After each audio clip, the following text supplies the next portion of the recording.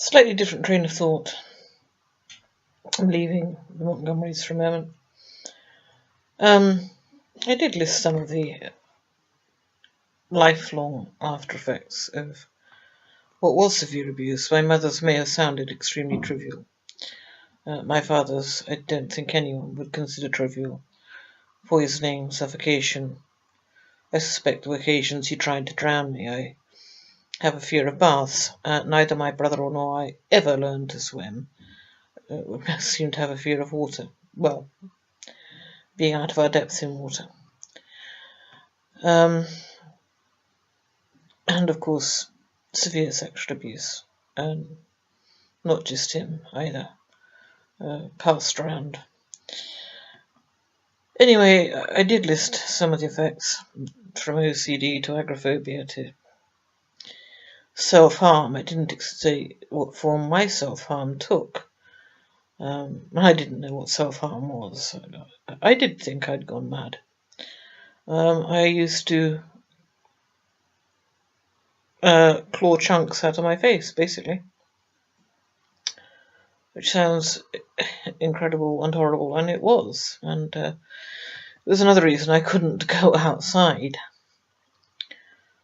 without a huge amount of makeup, because there were always suppurating sores all over my face. Where I scratched with my nails and dug with my nails and attacked my own face.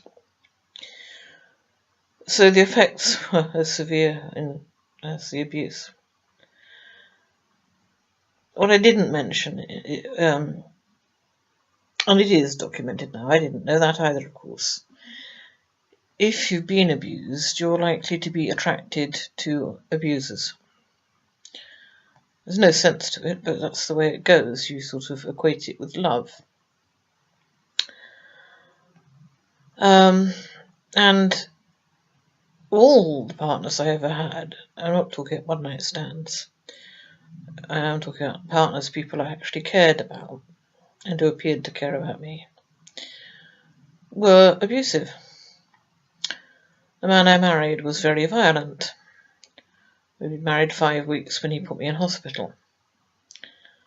He would deny it, but fortunately I have copies of medical records from the first occasion to prove that.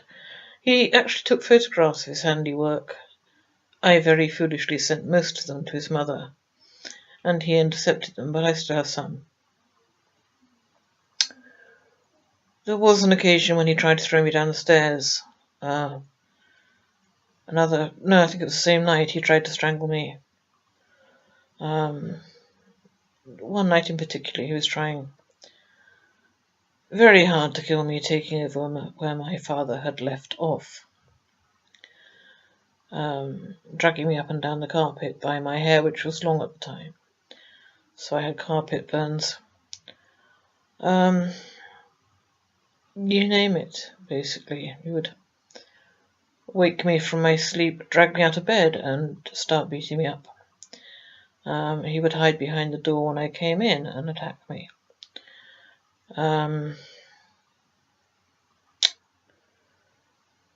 It was abusive.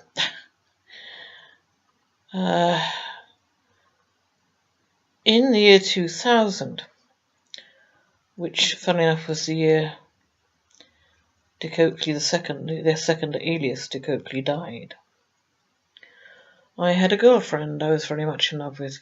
Very, very much in love with. When I say a girlfriend, I was in my mid-40s at the time, and she was in her mid-50s, but she was my partner, my lover. And I didn't even recognize the signs of abuse, which were very, very clear from the word go.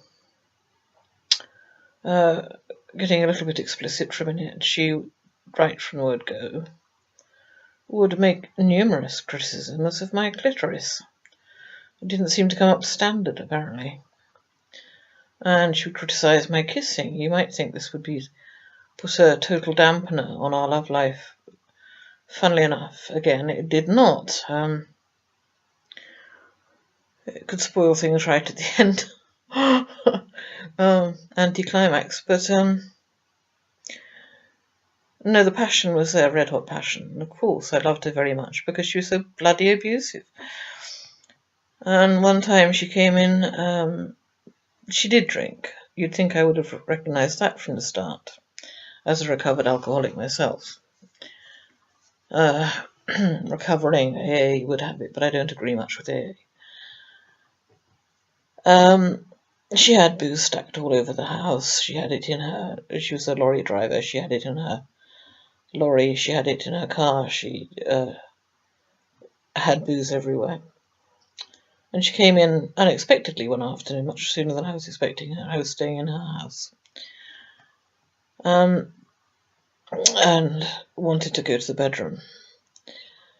Now, one of the other effects of my abuse is that the bedroom, the bed, is something I don't find sexy. Settees, outdoors, almost anything really, except a bloody bed. Not too keen on bathrooms either. So if she'd said, "Oh, let's go for a drive somewhere and find some deserted spot," I'd have been definitely up for it. But because she said bed, I thought, I wasn't keen. And when she picked up on that, I got the stream of insults, of course. I wasn't kissing right. I can remember saying it's like trying to get her tongue through a grid or a sieve. All of this she would deny. But eventually I said, I've had enough. I'm going home. And got out of bed, of course, stark naked. Whereupon she backed me into a corner and said, "You're not going home." And I blacked out for 3 hours. When I say blacked out, I don't think I actually lost consciousness in the sense of being unconscious. I think I know I blanked the memory of the next 3 hours. When I sort of came around, I was fully dressed. I was sat on the edge of her bed. She was nowhere around. And I started looking around to see if I'd done any damage, which I knew could happen. I hadn't. And she said, I said to her, "What happened?" I don't know. There's something wrong with you. So I never will know what exactly happened in those 3 hours, except that she physically and sexually assaulted me. And I blocked it. That is the kind of thing that can happen with a person with DID. If you are badly enough triggered, you will lose time. It is also a documented side effect, as I say, of abuse. Whoops.